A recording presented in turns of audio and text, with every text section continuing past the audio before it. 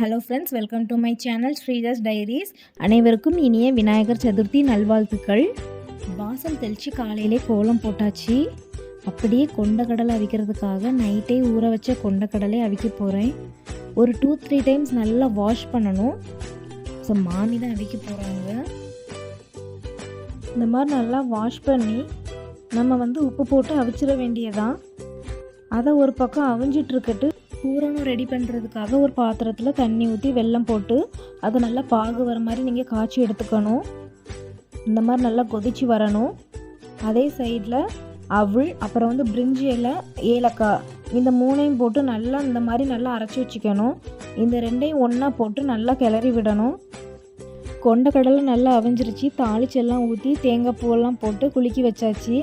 நான் ரொம்ப வீடியோ எடுக்க முடியலனால, ஏன்னா வீட்டில் ரொம்ப வேலையாக இருந்துச்சு, அதனால் என்னால் வீடியோ எடுக்க முடியல. கொழுக்கட்டைக்காக இப்போ சுடுதண்ணி வச்சாச்சு. இந்த வருஷம் நாங்கள் கொழுக்கட்டை இந்த மாதிரி அச்சில் பிடிச்சிட்டோம். ஸோ இந்த வருஷம் ஃபுல்லும் கொழுக்கட்டையெல்லாம் அவிச்சது நான் தான். என்னோடய மாமி பக்குவம் மட்டும் சொல்லி கொடுத்தாங்க எனக்கு. இந்த மாதிரி தான் நான் பிடிச்சிருந்தேன். என்னால் ஏதோ முடிஞ்சதோ அதை தான் பண்ணியிருந்தேன். ஏன்னா இதுக்கு முன்னாடி எனக்கு பழக்கம் கிடையாது, இதுதான் ஃபஸ்ட் டைம். ஸோ இந்த மாமி சொன்னாங்க, இந்த மாதிரி நீ ஒவ்வொன்றா கற்றுக்கன்னு சொன்னாங்க. ஸோ அவங்கக்கிட்டேருந்து கற்றுக்கிட்டேன். ஸோ இது எல்லாமே நம்ம இப்போ அவிக்க போகிறோம். பாத்திரத்தில், அந்த இட்லி பாத்திரத்தில் மூடி எடுத்து நம்ம மூடி வச்சுக்கலாம். என்னோடய மாமா அருகம்புல், அப்புறம் அரளிப்பூவெல்லாம் கொண்டு வந்துட்டாங்க. இப்போ அதெல்லாம் தொடுக்கிறதுக்காக எல்லா வேலையுமே முடிச்சுட்டு நானும் என்னோடய மாமியும் வந்துட்டோம். அருகம்புல் தொடுக்கும்போது என்றைக்குமே அதை கத்திரி வச்சு கட் பண்ணக்கூடாது, இந்த மாதிரி மடித்து தான் தொடுக்கணும் அப்படின்னு சொன்னாங்க. ஸ்பீடாக எல்லா வேலையும் பார்த்துட்ருந்தோம். கொழுக்கட்டை எல்லாமே அவிஞ்சிடுச்சு. இந்த பாருங்கள் எவ்வளோ சாஃப்டாக அவிஞ்சிருந்துச்சு. எனக்கே ஆச்சரியமாக இருந்துச்சு, இந்த மாதிரி கொழுக்கட்டை இவ்வளோ சாஃப்டாக அவிஞ்சிருக்கு அப்படின்னு. ஸோ இப்போ பாருங்கள், உங்களுக்கு நான் அதை பிச்சு காட்டுறேன். அந்த பூரணம் கொழுக்கட்டை அவ்வளோ டேஸ்ட்டாக இருந்துச்சு, ரொம்ப சூப்பராக இருந்துச்சு. இவங்க தான் இன்றைக்கி எங்கள் வீட்டுக்கு வந்த பிள்ளையார். இவங்கள தான் இன்றைக்கி ரொம்ப சூப்பராக என்னோடய மாமா அலங்காரம் பண்ணினாங்க. சிம்பிளாக இருந்தாலும் அவ்வளோ சூப்பராக இருந்துச்சு. இந்த மாதிரி மஞ்சளில் பிடிச்சி வச்சுருந்து ரொம்ப அழகாக இருந்துச்சு. இவங்க எங்கள் வீட்டில் எப்போவுமே இருக்கிற பிள்ளையார். என்னோடய பூஜை ரூம் தான் இது. கொழுக்கட்டை, கொண்டக்கடலை, அப்புறம் அவள் கொஞ்சமாக தான் நாங்கள் வச்சுருந்தோம். இருந்தாலும் ரொம்ப நம்ம வாங்கி வைக்காமல் சிம்பிளாக வச்சுருந்தோம். கடைசியாக பூஜைலாம் பண்ணியாச்சு. ஃபைனலாக நம்ம தொட்டு கும்பிட்டாச்சு. எல்லாருமே பிள்ளையார்கிட்ட தோப்புக்காரணம் போடுங்கன்னு சொல்லிட்டாங்க. ஸோ தோப்புக்காரணம் போட்டுட்டோம். சாமியெல்லாம் கும்பிட்டுட்டு வீட்டில் சும்மா தான் இருக்கும். பெரிய கோயிலுக்கு போயிட்டு வரலாம்னு சொல்லி கிளம்பி உடனே பெரிய கோயிலுக்கு வந்துட்டோம். அதாவது எங்கள் ஊரில் இருக்கிற ராமலிங்க சுவாமி கோவில் தான். பணக்குடி பஸ் ஸ்டாப்லேயே இருக்குது இந்த கோவில். நிறைய பேர் பஸ்ஸில் போகும்போதெல்லாம் பார்த்துருப்பீங்க. ஃபைனலாக நம்ம கோவில் பக்கத்தில் வந்தாச்சு. இப்போ கோவிலுக்குள்ளே போயிடலாம்.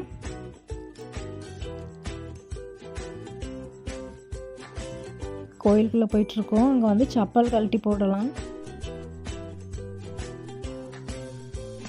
ஸோ கோவில் நடை எப்போ திறந்துருக்கோம், எப்போ மூடி இருக்கோன்னு சொல்லி எல்லாமே இந்த ஃப்ளெக்ஸில் போட்டிருப்பாங்க. நீங்கள் போகிற வழியில் தான் இருக்குது.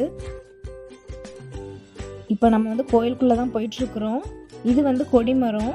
இதுதான் கோவிலோட என்ட்ரன்ஸ். கோவிலில் என்ட்ரன்ஸ்லேயே பிரதோஷம் நடத்தும்போது அந்த அபிஷேக பொருட்கள்லாம் நீங்கள் கொண்டு வருவீங்களா, அதுக்கு என்ன பலன்னு சொல்லி போட்டிருப்பாங்க. அதுவும் ஒரு பெரிய ஃப்ளக்ஸ் வச்சு போட்டிருப்பாங்க. அப்புறம் பிரதோஷம் நடத்துகிறவங்க நேமையும் போட்டிருப்பாங்க. இந்த மாதிரி ஒவ்வொருத்தவங்களோட நேமை போட்டிருப்பாங்க. அவங்க யார், எந்த ஊர் அப்படின்னு சொல்லி போட்டிருப்பாங்க. அப்படியே கீழே லாஸ்ட்டு பார்த்தீங்கன்னா 24/12/2023 மார்கழி 8 ஞாயிற்றுக்கிழமை எஸ் செந்தில்குமார், ஸ்ரீஜா, அண்ணா நகர், பணக்குடின்னு போட்டிருப்பாங்க. இது நாங்கள் தான். எங்களோட கல்யாண நாள் அன்னைக்கு தான் பிரதோஷம் வருது. ஸோ நாங்கள் பிரதோஷம் நடத்துகிறோம் அப்படின்னு சொன்னோம். ஸோ எங்களோட நேமையும் போட்டிருக்காங்க அதில். இதுதான் நந்தி. கோவிலில் கொடிமரம் பக்கத்தில் இருப்பாங்க.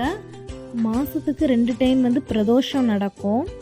இது எல்லாமே சப்பரம் தான். இந்த சப்பரத்தில் தான் பிரதோஷம் டைமில் ராமலிங்க சுவாமி அருள் பாலிப்பாங்க. இந்த சப்பரத்தில் தான் பெரிய தெருவெல்லாம் சுற்றி வருவாங்க.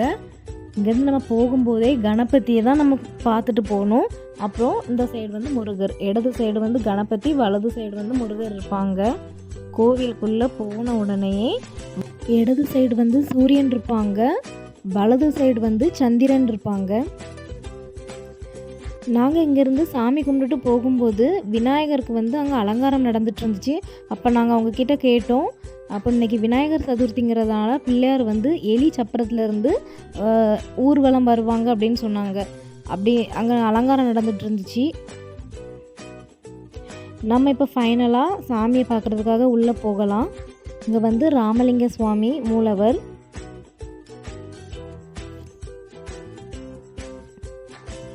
உள்ளே நம்ம போயிட்டுருக்குறோம். உள்ளே போயாச்சு, நம்ம சாமி பார்க்க போகிறோம். இங்கேயும் ஃபஸ்ட் நம்ம வந்து கணபதியை தான் நம்ம பார்க்கணும். ஏன்னா அவர் தான் எந்த இடத்துலையுமே அவர் தான் இருப்பார். அப்புறம் நந்தி இருப்பாங்க சிவன் பக்கத்தில். இதுதான் ராமலிங்க சுவாமி. இங்கே வந்து அவங்க தான் மூலவர். இந்த பக்கத்தில் வந்து நடராஜர் இருப்பாங்க வலது பக்கம். அது வந்து எப்போவாச்சும் ஒருக்கா தான் எடுப்பாங்கன்னு நினைக்கிறேன். எப்போ எடுப்பாங்கன்னு சரியாக தெரில எனக்கு. ஆனால் அபிஷேகம் பண்ணும்போதெல்லாம் நான் பார்த்துருக்குறேன். விநாயகருக்கு அப்படி எங்கள் மாமி தோப்பு காரணம்லாம் போட்டாங்க. சரி, எப்படி வெளியே வந்துடலாம். இதுதான் நம்ம ராமலிங்க சுவாமி சன்னதி.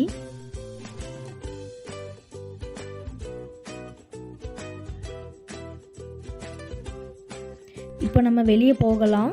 கோவிலுக்கு வெளியே இல்லை, அந்த சன்னதியிலிருந்து வெளியே போகலாம். அப்படி நம்ம போயிட்டுருக்கும்போது 7 கன்னிமார்கள் இருப்பாங்க கோவிலில்.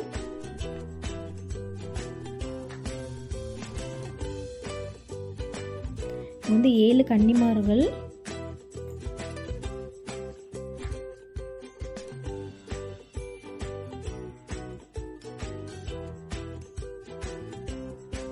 அப்படி போயிட்டுருக்கும்போது தட்சிணாமூர்த்தி இருப்பாங்க. பக்கத்துலேயே ஆஞ்சநேயர் இருப்பாங்க. இந்த மாதிரி அங்கே பேப்பரில் ஸ்ரீராம ஜெயம் அப்படின்னு எழுதி கொண்டு வைப்பாங்க. நம்ம நினச்சது என்னதுனாலுமே நடக்கும். அப்படியே அது பக்கத்துலேயே கன்னி விநாயகர் இருப்பாங்க. அங்கேருந்து நடந்து வந்ததுக்கப்புறம் காசி விஸ்வநாதர் இருப்பாங்க. இங்கே மொத்தத்தில் எல்லாமே சிவன் தான் இருப்பாங்கங்க. இது வந்து சாஸ்தா.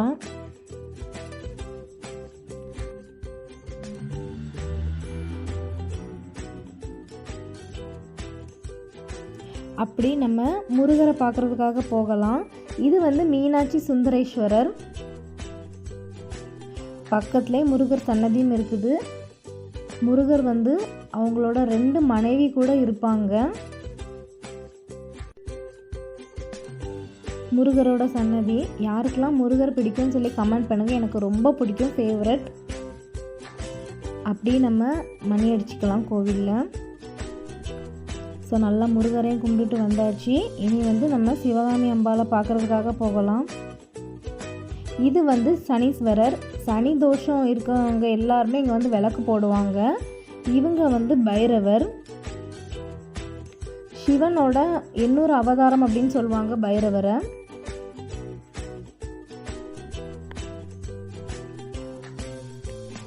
இது வந்து கோவிலில் உள்ள கிணறு. கோவிலில் வந்து உள்ள வந்து எந்த இதுக்குனாலுமே தண்ணி இங்கேருந்து தான் எடுப்பாங்க. இது வந்து சிவகாமி அம்பாள் சன்னதி. இவங்க தான் சிவகாமி அம்பாள். அவங்க பக்கத்துலேயும் கணபதி தான் இருப்பாங்க. இந்த அம்பாள் வந்து நம்ம வந்து கூப்பிட்டதுக்கு குரல் கொடுப்பாங்க அப்படின்னு சொல்லுவாங்க.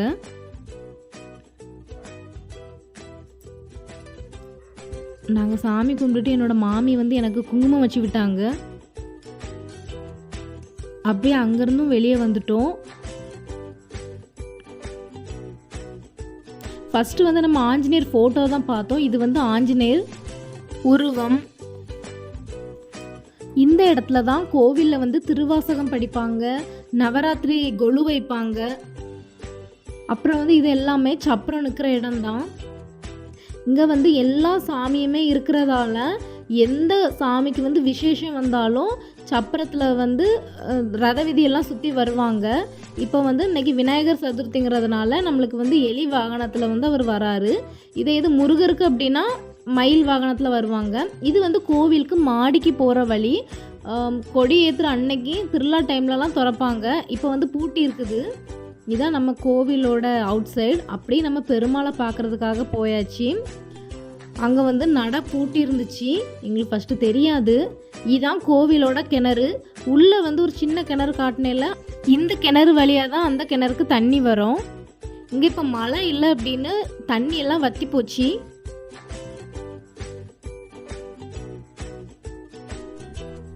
கோவில் நடை பூட்டியிருந்ததால் நாங்கள் மெதுவாக தான் நடந்து போயிட்டு இருந்தோம். எனக்கு இது எந்த சாமின்னு சரியாக தெரில. துளசி மாடம் எப்போவுமே பெருமாள் பக்கத்தில் இருக்கும். எல்லா கோவில்லையுமே அது இருக்கும். நாங்கள் கொஞ்ச நேரம் நடை திறக்கலைன்னு வெளியே இருந்தோம் வாசலில். அப்புறம் ஐயர் வந்து திறந்துட்டாங்க. இவங்க தான் நம்பிசிங்க பெருமாள். இப்படி தான் அங்கே இருப்பாங்க.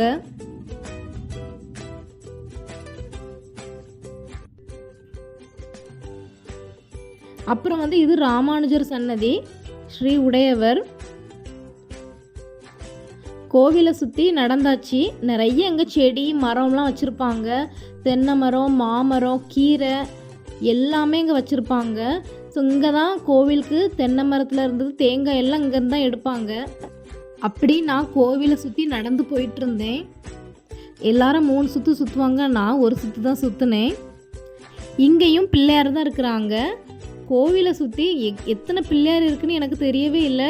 பார்க்க இடம் எல்லாமே பிள்ளையார் தான் இருக்கிறாங்க. அருங்கம்புல் மாலெல்லாம் போட்டிருந்து அது பக்கத்துலேயே கொஞ்சம் தூரத்தில் முருகர் இருப்பார். முருகரை வந்து நம்ம சுற்றி கும்பிடலாம். மணி அடிச்சு விட்டேன். ஃபஸ்ட்டு வந்து எனக்கு இது முருகர்னே தெரியாது. என்னோட மாமி சொன்னாங்க, அவருக்கு கீழே மயில் சிலை இருக்குது பாரு அப்படின்னு சொன்னாங்க. அதுக்கப்புறம் தான் எனக்கு முருகர்னே தெரியும். அப்படி நான் அங்கேருந்து நடந்து வந்துட்டேன். இங்கே வந்து ஃபுல்லும் இந்த நாக சிலை இருக்குல்ல, அது அங்கே வந்து பால்லாம் ஊற்றி மஞ்சள்லாம் ஊற்றி போடுவாங்க. ஃபைனலாக நம்மளோட பிள்ளையார் வந்து ரெடி ஆகிட்டாரு. அவங்களோட ஃபைனல் அலங்காரம் இதுதான். இது வந்து இனி ரத வீதி எல்லாமே சுற்றி வரும். பூஜை நடந்துட்டு இருந்துச்சு. நாங்கள் வந்து ரத வீதியெல்லாம் சுற்றுறதுக்காக போகலை.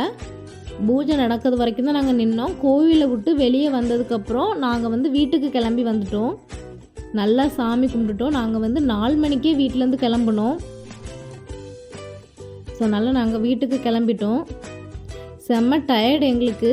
இதில் வேற நாங்கள் வெளியே போய் நிற்கிறோம். எங்களுக்கு மழை வேற வந்துடுச்சு. அப்படி நாங்கள் வண்டியில் ஏறி வந்துட்டோம். நாங்கள் போகிற வழியில் சப்பரம் வந்துச்சு. ஸோ நாங்கள் வண்டியை நிறுத்தி சாமி கும்பிட்டுட்டு தான் நாங்கள் போனோம். ஸோ இந்த வீடியோ பிடிச்சிருந்தா லைக் பண்ணுங்கள், ஷேர் பண்ணுங்கள், சப்ஸ்கிரைப் பண்ணுங்கள். பாய். மீண்டும் அனைவருக்கும் இனிய விநாயகர் சதுர்த்தி நல்வாழ்த்துக்கள்.